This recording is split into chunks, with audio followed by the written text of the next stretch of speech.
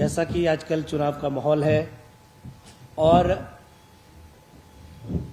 देश के अंदर 2 चरण का मतदान जो है पूर्ण हो चुका है और भारतीय जनता पार्टी को 2 चरण के मतदान में भारी निराशा हाथ लगी है और जो एक भारतीय जनता पार्टी का एक सेल्फ डिक्लेयर्ड एक जो एजेंडा था, अब की बार 400 पार पूरी तरह फेल हो चुका है और भारतीय जनता पार्टी के नेता भी इस बात को समझ चुके हैं। तभी आप अगर देखें तो आजकल भारतीय जनता पार्टी के राष्ट्रीय और प्रादेशिक नेता मुद्दा आधारित प्रचार नहीं करना चाहते। वो मुद्दों से हटकर प्रचार धर्म के नाम पर और जातियों के नाम पर ले जाना चाहते हैं। लेकिन हिंदुस्तान का अवाम जानना चाहता है, हिंदुस्तान का हर बेरोजगार जानना चाहता है कि भारतीय जनता पार्टी मुद्दा विहीन होकर, मुद्दों से हटकर अलग इधर उधर की बातें करके चुनाव प्रचार को प्रभावित करना चाहते हैं। जैसे जैसे चुनाव प्रचार आगे बढ़ रहा है, भारतीय जनता पार्टी बहुमत से दूर होती जा रही है और इस बात का आभास उनके नेताओं को भली भांति है। अब आप देखिए, चुनाव घोषणा पत्र कांग्रेस पार्टी का निकला, भारतीय जनता पार्टी के नेताओं को जो हमारे घोषणा पत्र में लिखा है वो नजर नहीं आ रहा, लेकिन उनको हिडन एजेंडा समझ आ रहा है।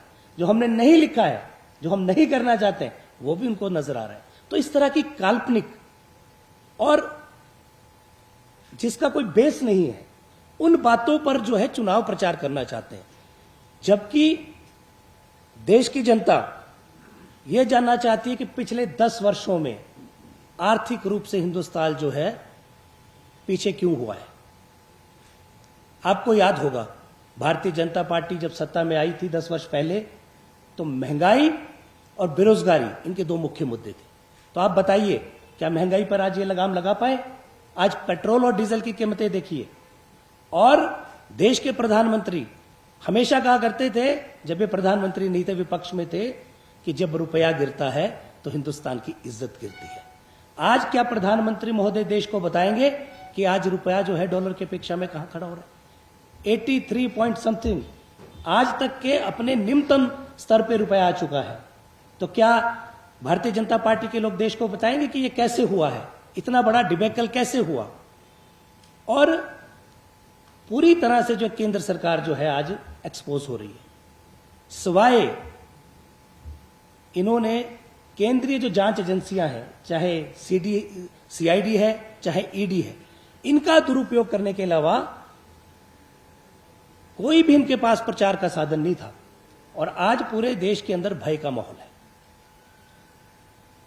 एक तरह से मैं आपको कहूं कि देश में अघोषित आपातकाल जैसी स्थिति बन चुकी है। विपक्ष के बड़े बड़े नेताओं को चुन चुन कर निशाना बनाया जा रहा है।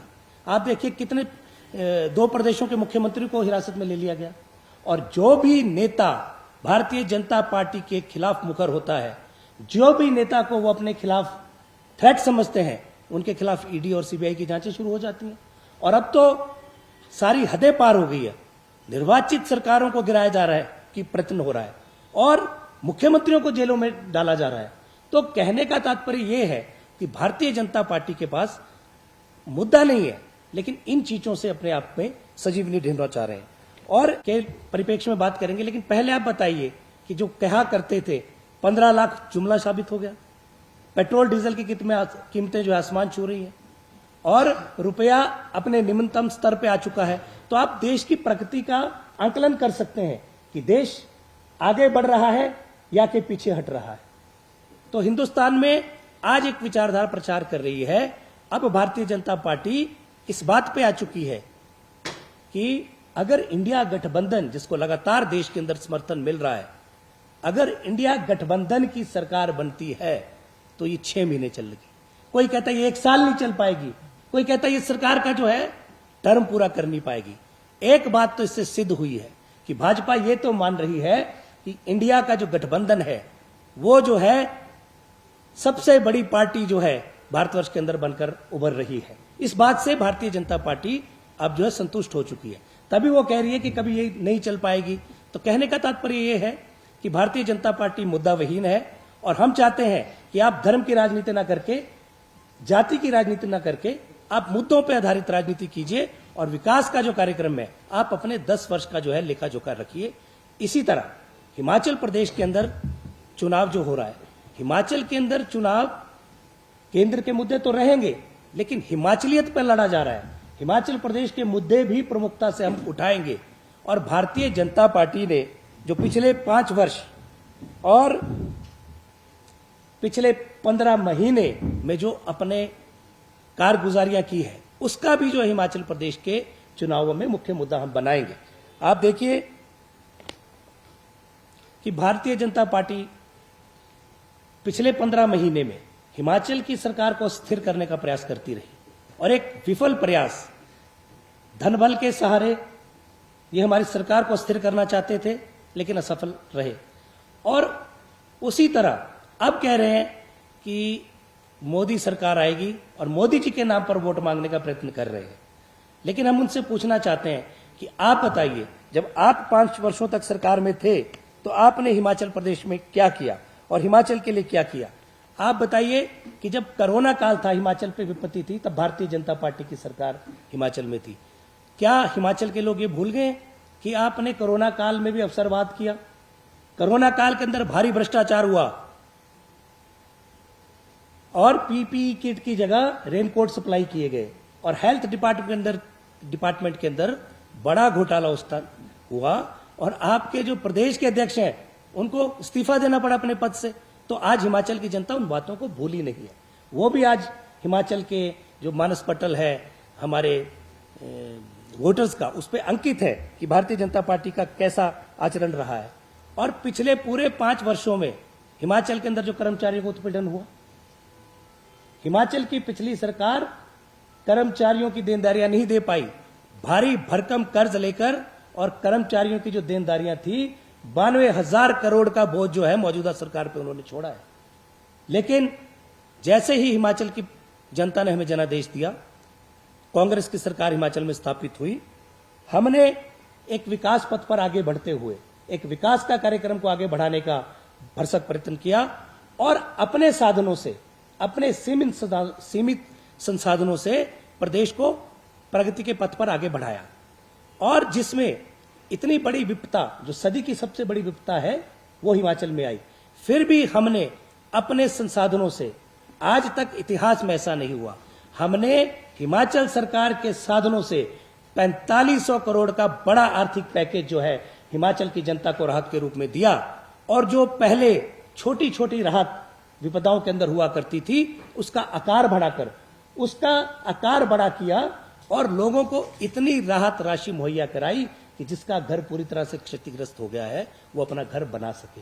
इतनी राशि उसको मुहैया कराई कि जिसकी जो मकान टूटा है वो मकान बना दे और जिसका जो पार्शियल डैमेज हुआ है उसकी भी हमने राशि बढ़ाई है। तो हिमाचल सरकार ने ये अपने साधनों से किया। और दूसरी तरफ भारतीय जनता पार्टी पूरी तरह से मुख्य दर्शक बन के रही। जब विपदा का दौर था हिमाचल प्रदेश विधानसभा के अंदर, जब सरकार ने केंद्र सरकार से आर्थिक पैकेज मांगने के लिए प्रस्ताव पारित किया, तो भाजपा विधायक दल ने उसका विरोध किया और ये मुद्दे हिमाचल प्रदेश की जनता के सामने हम लेकर जाएंगे। और इसी तरह से आप देखिए कि ओपीएस के 9,000 करोड़ रुपए अभी भी केंद्र सरकार के पास फंसे हैं और भारतीय जनता पार्टी के लोग उसको दिलाने में कोई प्रयास नहीं कर रहे। उल्टा पूरे 15 महीने में अगर विपक्ष के नेताओं ने कोई कार्य किया है तो हमारी केंद्र से आने वाली राशि को रुकाने का किया है। और आप बताएं, हमने जो वादे किए थे, हमने बड़ी मैंने आपको बताया 1500 करोड़ रुपए की बड़ी योजना, बड़ा एक आर्थिक पैकेज जो कि हमारी सरकार के लिहाज से बहुत बड़ा है, उसका आकार बहुत बड़ा है, वो हमने प्रदेश की जनता के सामने रखा। और हमने ओपीएस बहाल करी। अब जो 1500, एक जो बहुआयामी योजना है, एक हमारी महिलाओं को सशक्त करने के लिए जो हमने एक योजना बनाई है, उसको भी हमने आरंभ कर दिया है। और पूरे प्रदेश में वो आरंभ होती इससे पहले महिला विरोधी भारतीय जनता पार्टी ने चुनाव आयोग में दस्तक दी और पूरे प्रदेश में जो वितरित होनी थी 1500 की राशि महिलाओं को, उसको रुकवाया है। तो ये महिला विरोधी ये सरकार रही, ये विचारधारा है। इसी तरह से पूरे प्रदेश में आज जो चुनाव प्रचार चला है, हमारे 2 लोकसभा के प्रत्याशी जो है चुनाव मैदान में है और भारतीय जनता पार्टी को उन दोनों से बड़ा मलाल है कि वो चुनाव क्यों लड़ रहे हैं।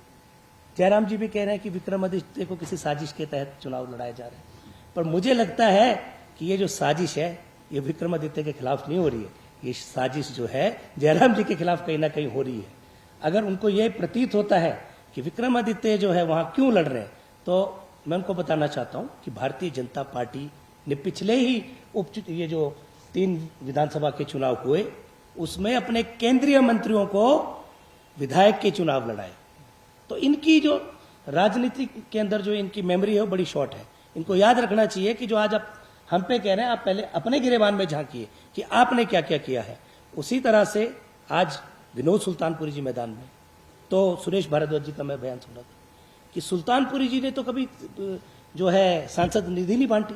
आप बताइए एक ऐसे नेता जो पूरे हिंदुस्तान के अंदर रिकॉर्ड है, लगातार 6 बार जिन्होंने इस चुनाव क्षेत्र का प्रतिनिधित्व किया हो, उनके बारे में इस तरह की टिप्पणी करना ये तो हास्यास्पद है।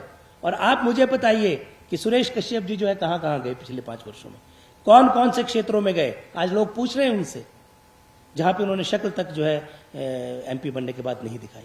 तो इस तरह से आज हमारे 2 युवा लोकसभा के अंदर चुनाव मैदान में उतरे हैं।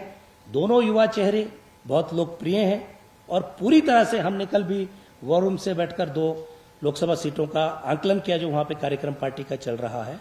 तो भारी समर्थन इन दोनों के पक्ष में जो हमको मिल रहा है, और मैं दावे के साथ कह सकता हूं कि जिस तरह से भारतीय जनता पार्टी का आचरण रहा है पिछले 15 महीने का, उसको देखते हुए और पिछले 5 साल के अंदर जो सरकार में व्यापक भ्रष्टाचार था, चाहे वो कोरोना काल के वक्त था, चाहे वो सरकारी भर्तियों में हुए घोटाले, पेपर लीक हुए, और पुलिस भर्ती में जो घोटाले हुए, ये सारी बातों को लेकर और पिछले 15 महीने में जो षड्यंत्र सरकार के खिलाफ भारतीय जनता पार्टी ने रचा, भागम भाग पूरे प्रदेश के अंदर की, तो मुझे पूर्ण विश्वास है कि इस भागम भाग में जो है हिमाचल प्रदेश के अंदर, लोकसभा के अंदर और विधानसभा के अंदर Bharatiya Janata party run out होगी और कंगना रनौत हिट विकेट होंगी।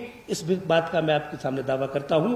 और जैसे ही चुनाव प्रचार आगे बढ़ेगा, कांग्रेस पार्टी का प्रचार और ज्यादा तेज होगा और निश्चित रूप से जो है हम 4 सीटों पर बहुमत हासिल करेंगे।